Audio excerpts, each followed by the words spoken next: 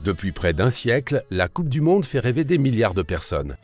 Mais derrière les trophées, les célébrations et les moments de gloire, certains événements semblent défier toute logique.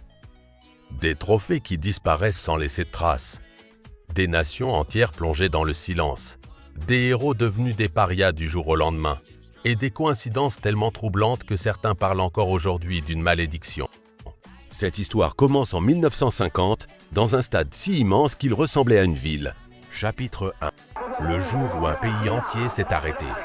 Le 16 juillet 1950, le Brésil est persuadé d'être champion du monde. Les journaux ont déjà préparé leurs gros titres.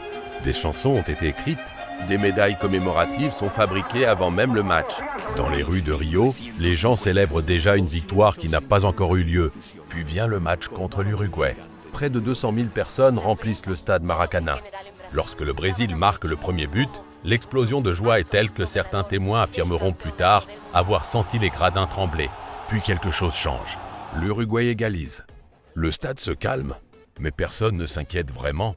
Le Brésil n'a besoin que d'un match nul. Puis arrive la 79e minute. Un joueur uruguayen nommé Alcides Guidia s'élance sur le côté droit.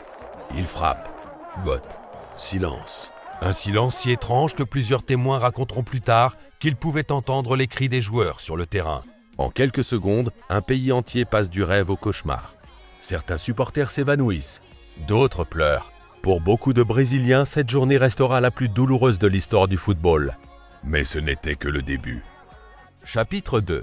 Le trophée qui refusait de rester en place.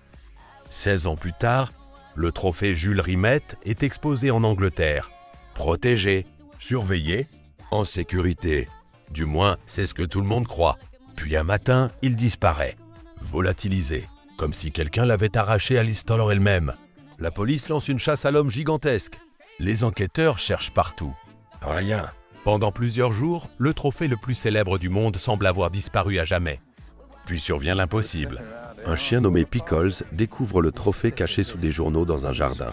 Le monde entier est stupéfait. Mais l'histoire devient encore plus étrange. En 1983, le même trophée est volé une seconde fois au Brésil.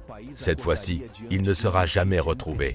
Jamais. Aujourd'hui encore, personne ne sait avec certitude où il se trouve. Pour certains, ce n'est qu'un vol. Pour d'autres, c'est le début d'une légende.